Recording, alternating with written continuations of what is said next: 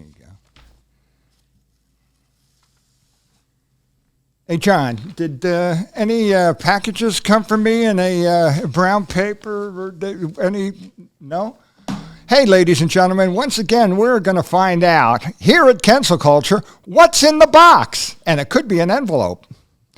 I'm the legendary Wid, and right here is John Kensil, and he's going to explain what's in the box. What's in the box? I'm John Kensil. This is part of Kensil Culture. I have friends across the 9 continents. Prove it. What? I have friends at the 9 continents in the world, and they all go, we love John. John's the funniest cat in town. I love John, right? Well, they can't stop sending me things, right? And on this part of the show, we uncrate, unbox, unbag, whatever they sent me. Or sometimes just use a letter opener. Oh, that's true. Here, Wid, you can open this bag here. That we don't want to read who it's from or who the address is because I don't want to get sued. And he had to check it for any sorts of, devices or, what's that poison they send in the mail? Anthrax, aniston. Anthrax, yeah. Oh, look. Well, okay, yeah. It's addressed to John right there. We want you to take down that thing and send them pizzas. And right over here, what could be in here, John? Oh, what's that? It's a very interesting something. It feels like a brick. Oh, right. What's that? Look at that. Where are they buried? Oh, right over cool. here. Okay. Very cool. Look at that there. Man, where are they buried? Oh, in the Hollywood Hills. Does that have a green cover? Oh, yeah, the grass. Well, no, when it's shown on the green screen. Look at. Oh, that's right. Where am I buried? Right. This is a book about 1,000 celebrities and how they die and where are they buried at. There's always a lot of them.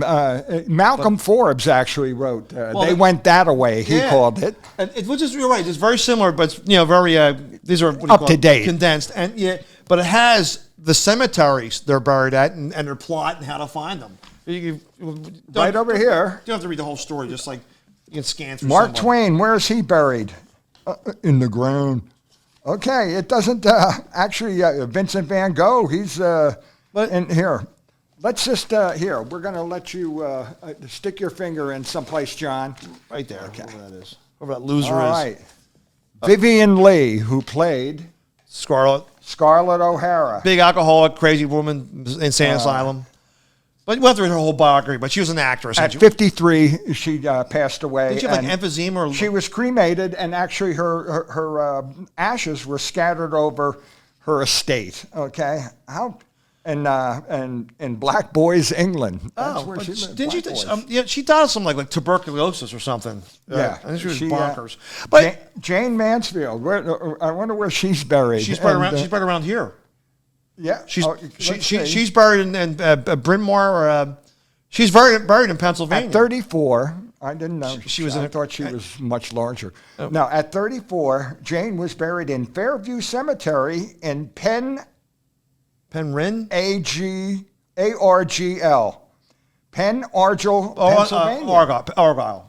Okay, Penn Argyle. I'm sorry. I haven't seen It's not spelled the Argyle way we say it. Yeah, well, Walter Matthau, who I'm told without a beard I look a little bit like Walter Matthau. I always wanted to look like, Cary Grant or, John Wayne, but I get Walter Matthau. And let's see where he's buried. He's buried in Westwood Memorial Park. There's a ton of it. All out in California stars, but it's neat that. But he just mentioned Jane Mansfield. The story, the big lie about her was that she was decapitated in a car accident. Really? You ever heard the story? Well, I heard the story, and her 2 kids were in the back seat. She was in the front of her car with her boyfriend at the time, and her dog got killed too. What happened was they were following a mosquito truck, blow the fog out the back. And the dog was following them, right? Chasing the car? No. Well, yes. Sorry. I'm sorry. But the guy driving the car cut on the shoulder to, get in front of the smoke truck. And here there's a parked tractor trailer there. And he went push right under it. They were killed, but not decapitated. And her kids lived. Mariska Haggerty from Law and Order SVU and her brother, they lived, but the other ones died.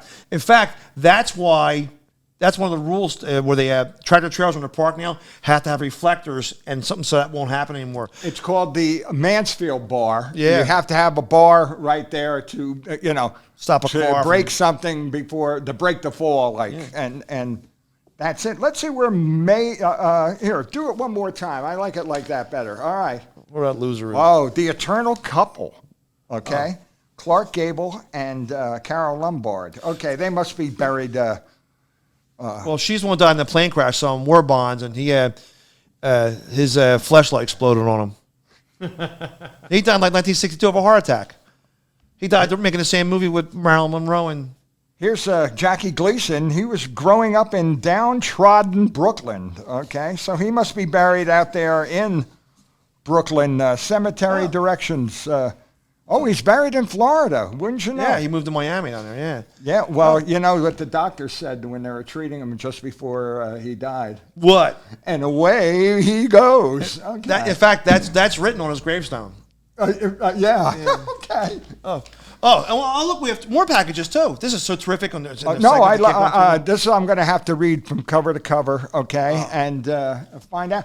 In my hometown, or where I go back to, Scotch Plains, New Jersey, we have, that's where Whitney Houston, that's right. Whitney Houston is actually buried there.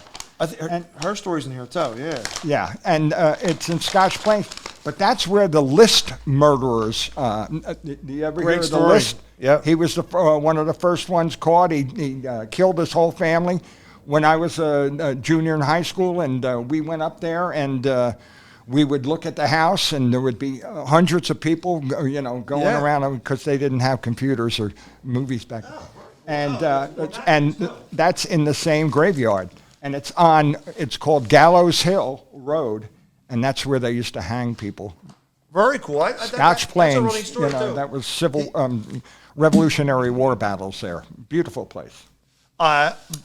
Another one, ladies and gentlemen, once again, here we are at Kensil Culture, and we're going to find out what's in the bag. pink package. We'll see what this is. What is this? Love notes to Barbie? What is that? You know what? And John, with your birthday color is actually bright pink, so that's so. See, he wears a bow tie because if he wore a longer tie, he would cut it while he was doing that. Let's see what this is. All right. I love it. Oh my goodness, ladies and gentlemen. There's been a few times in my life where I feel so good about a movie.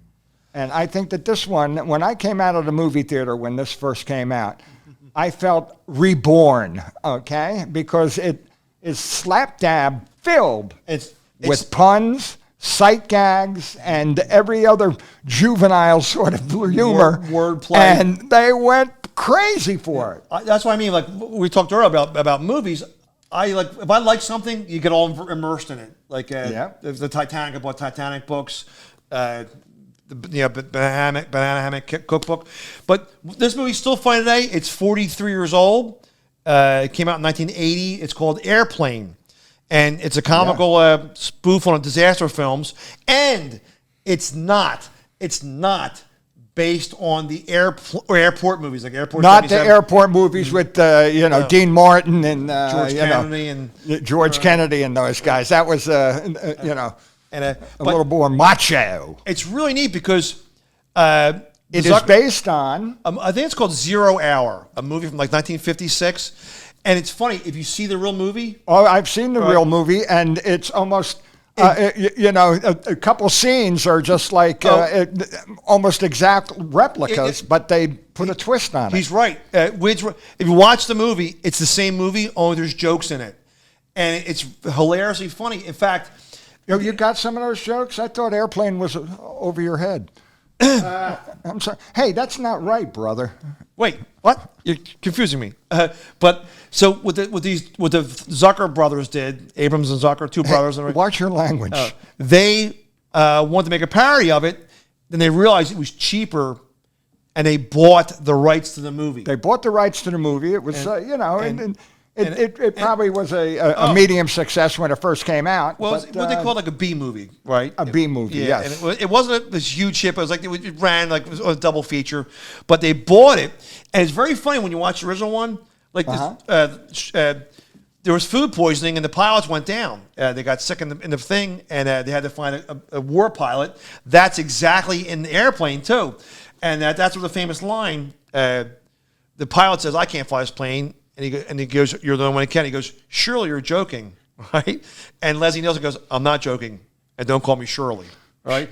But he said, "But this movie's absolutely hilarious. It holds up today. If anybody goes, it doesn't hold up, lie. It holds up because the jokes are short and sweet, and the acting is actually good because all the main actors in there, Leslie Nielsen and Robert Stack, Peter Graves, they were all they were all serious actors in sort of action adventure movies, and they were real macho, and so they came off as as their characters perfectly. But then they would just they would top it with like, it's I hate to stop smelling glue today. And, it was great too. I think it gave all those people another boost to their career because they were all like out of date by then, out of fashion. They were known for being deadpan serious actors, and it was funny seeing them say lines and keep a straight face. I love running gags in films, a recurring thing, and it's paced right. It's very funny. Well, in the movie, one of the guys who worked with Lloyd Bridges in the control tower, Steven Stucker, he's the bald guy. He goes, "What do you make of that?" "Oh, I can make a little hat. I can make a tie. I can make that." And he was very, he would do the little sight gags behind the scene. It was hilarious. Like when the plane's about to land, and all of a sudden all the lights go out on the landing strip, and it cuts to him. He has a plug on. Just kidding, and he plugged it back in. Very funny movie. But broke the fourth wall many times. Okay, the fourth wall is the wall of least resistance, and they did it so well. Even putting in one of my favorites, John. I hope it's one of yours. I know you like her for her looks. Ethel Merman. Oh, very funny. Yes. And she had no idea what she was doing at the thing, but they told her what to do, and she, being a trooper that Ethel Merman is. Hey, ladies and gentlemen. No, there's one more. Oh, we have one more box. Yes. A surprise box. All right. Number 3. Yes. And look at how they're making boxes much thinner these days, John. It's a package. Really, we just call it a segment. What's in the sack? Priority mail. What's in the sack? What's in the sack? Santa Claus sack. Ladies and gentlemen, once again, John is attempting to open his own mail. I don't want to. He doesn't want to destroy anything inside. He's like an archaeologist. His career is in ruins. No. He's quite. I'll do it this way. Quite jaunty. Look, he's cutting right over there. Yeah. That's actually, I was a moil in another life. All right. Moil in another life. Here, keep the tip. Yeah. You rub it, it turns into a suitcase. All right, you can explain what that is. Right over here is something yellow, and it's a cookbook. And it's something like that is always dated because we have so many things. Oh, it's a yellow. It's actually, it's yellow on both sides, John. I wonder if you could open it up and see what it is. Come out, wherever you are. Remember in that airplane when he goes, when he goes, Eddie M, he does a reference to it's a twister. That. What's this? Ladies and gentlemen, here's something that you thought you'd never see in your life, okay? What is it, Wid? Happy days are here again, as we say, an actual script of Laverne and Shirley, okay? The Duke of Squiggy Man. Hey, losers out there. See, how many other podcasts have Laverne and Shirley scripts? Right here. Laverne, and you can just smell the brewery, okay? I'm all hopped up. And right over here is written by Jeff Franklin, whoever, Jeff Franklin went on to make the show with Urkel and all those TGI and Full House. Excuse me, I didn't know I was sitting next to a nerd. Sorry. Look at you with the bow tie and glasses. Science, Orville Redenbacher. Okay, and supervised, of course, Tony Marshall and Gary Meter. But isn't it Gary Marshall and Tony Meter? No, it's funny, you're right. But there is a Tony Marshall. It's Gary Marshall. It's his other son. This is a shooting script from February 4th, 1980. Oh, very neat. Oh, my God. We're almost out of time. It is. Let's see who the... okay, Penny Marshall, Cindy Williams, Michael McKean. Okay, he's very funny. Very funny. All right, David Lander, Phil Foster. Hi, I'm Phil Foster. Phil Foster was a comedian. Yeah. And Betty Garrett, Eddie Mika, Charles Murphy, and Shirley... whatever that name is. And Miss Shirley. Shirley. And don't call me Shirley. This is a parallel universe. But it's funny too. Like it's a script for a sitcom. Actually, we're planning to Do a live reading of the Laverne and Shirley's the script. I myself would love to be either Squiggy or Lenny. Oh, now it's fine. Now this is only Squiggy. This is a half-hour sitcom, which usually runs about 26 minutes. But do Squiggy. Hello. Yeah, see, he does it good. He's going to be Hello. Squiggy. I accidentally have a Squiggy doll. And this was actually a spin-off of Crappy Days. Crappy Days. Who's Happy Days, who stole everything off of Love of Arkansas. Love of Arkansas was actually first. Okay. And it's funny. Love American Ron Style. Howard was in it. Okay, All right. That was like 1972.